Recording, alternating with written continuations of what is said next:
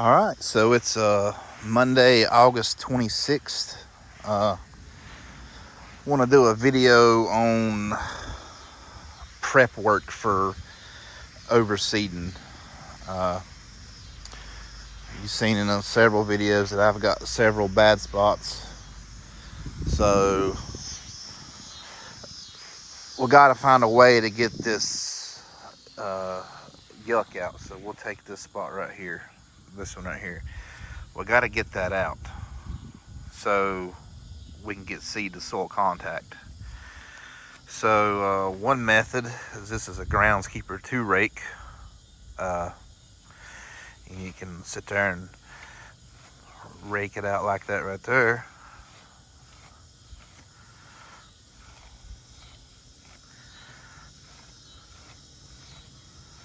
And you see all the stuff that come out of that spot. And now you can see the soil. So seed can get down to the soil there. We'll go to a different spot.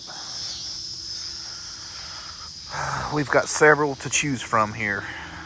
So once again, you see all the yuck, the dead grass in it. Let's sit here and rake it out.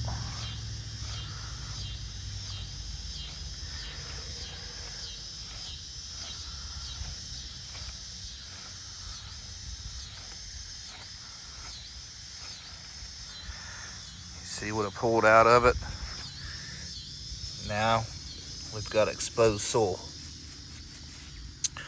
So that's one method to do that.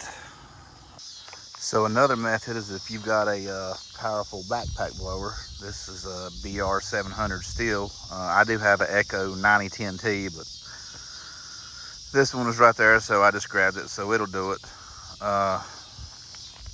You just need something that's got some power, and you can use this to blow that yuck out of those spots also. This is easier than raking, but obviously a backpack blower like this is way more expensive than a groundskeeper 2 rake. So hopefully you can hear me. I got my backpack blower. There's the spot right there. There's the spot that we just raked. So what I'm going to do is just hold it wide open and blow this yuck out right here.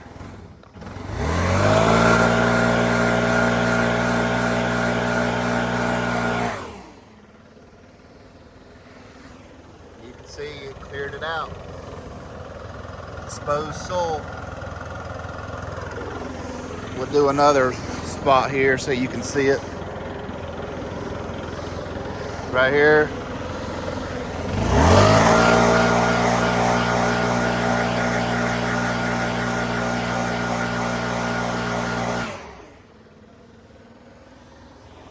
Cleared it out real nice.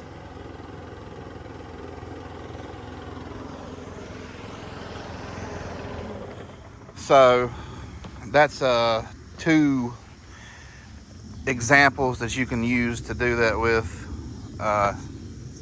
You know, as I mentioned, obviously the backpack blower is easier, but you know, not everybody's got a backpack blower like this.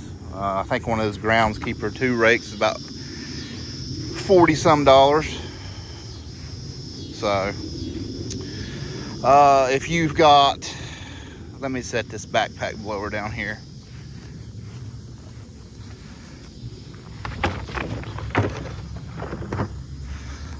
If you've got, you know, big spots of it, you know, you could also use like a pull behind dethatch rake. I'm hoping for myself, I'm hoping to overseed Labor Day weekend. So I'm gonna go ahead and try to get these spots, work on these spots some. Like I mentioned, I've got quite a few. And then out in here, none whatsoever. Couldn't ask for it to be any better. I would say 90% of my yard's fine, but just little certain areas, mainly that's full sun, close to the rocks. You can see that.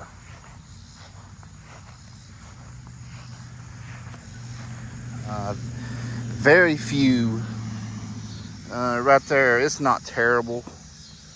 Not much at all out in here whatsoever. None, actually, that I know.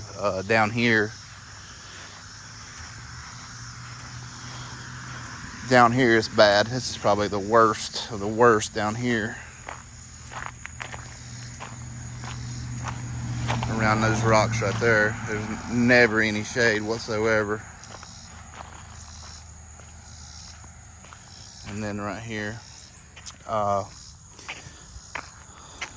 will show you this. I didn't video it, but Friday I come out here and it was dead along this edge.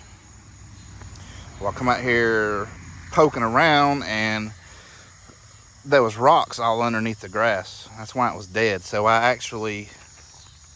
the grass line used to be right here. I actually cut the grass line back and added rocks back.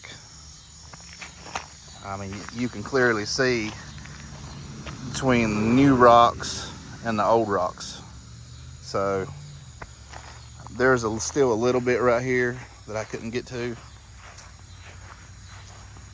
but there's no rocks underneath it. That's just purely from the heat.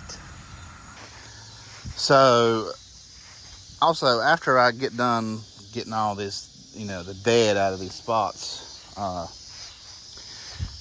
my next step would be to mow it down. I typically like to mow my grass before I overseed. 2 1/4, 2.5 inches, something like that. Then, after I do that, I'll come back and I will spray TM 4.5 over top of my existing grass. And what that's going to help with is the gray leaf spot on the existing turf, because you're obviously watering, or you're trying to do this around rain. So if you've got irrigation, you're going to be watering it frequently, and that's going to help keep the gray leaf spot off of your existing turf. And after I do aerification and seeding, I will spray azoxystrobin and mefanoxam, and I will water that in, because I want that into the soil. That way the baby grass, when it comes up, can take that up. So you can also, put down Headway G or Scott's Disease X. Headway is azoxystrobin and propiconazole, and that can be watered in. Obviously, they may make a mefanoxam that's granular. I just always spray it and water it into the soil, but hopefully I can videotape all that. It just depends on my load and time frame. So, but this is the reason why I'm telling you this now, just in case I can't do it. But I just thought I would mention that also. All right, so here's the KBG renovation. This is it's about 9 days. So let's pop up a spot here and see what we got. We'll just pick a random spot here.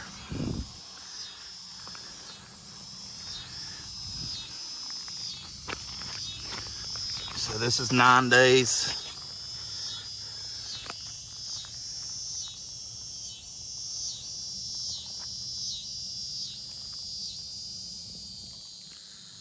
It's honestly, I don't know what to think. You can actually see it better when the sun ain't out. We'll go to another spot here. Cover this back up here.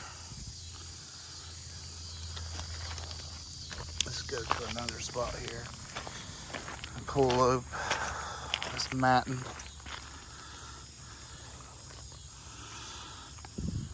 Now look at that. That's a lot more grass coming in there.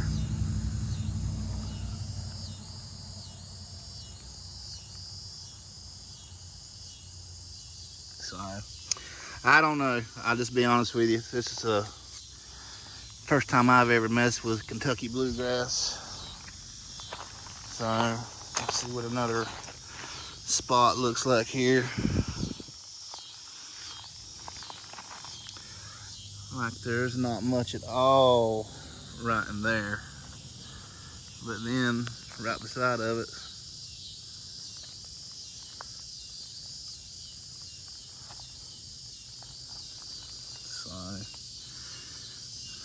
very, very little on the edges. I've got a feeling there's gonna be a lot of fixing going on with this. I don't know. We'll just have to see. This is, I didn't tell you guys this, but I am not putting KBG in my fescue. I decided against it. So I am not, I'm gonna be all fescue. No KBG mixed into it whatsoever. I've just decided against it, and you know, I like the idea of having a grass that's self-repairing, but you know, if I don't like it, there's only one way to get it out, and that's to kill it all. So it's not terrible. There's quite a few, quite a bit of grass in here. We'll just have to, when I get these mats off, we'll have to see what it is. But yeah, I just I know I said I was going to do KBG in my fescue, but I just decided against it. I want all fescue. Now this is very strange right here. This mat had a hole in it right here, and that piece laying over there was laying on this spot. Look at the grass that's in that spot. That's weird. Hopefully you can see it. But back to the overseed prep. Sorry this video is a little everywhere, but you just need to make sure you got all that dead grass out. You know, you got to have exposed soil because you need seed to soil contact. So that's why if you do it, you know, see how the nut sedge, if you do like a double or triple pass aeration, you're going to have a lot more seed come up versus a single pass aeration, because you're exposing more soil for the seed to contact. So that's just a little tip. You know, make sure you get all that stuff out. It's a lot of work, but there's not much messing with grass. It's not a lot of work. So I'm gonna try my best to film overseeding. Not sure what's gonna happen. I'm not sure if I'm gonna do a core aeration or aerator. I appreciate you watching. Don't forget to like and subscribe, and we'll see you in the next video.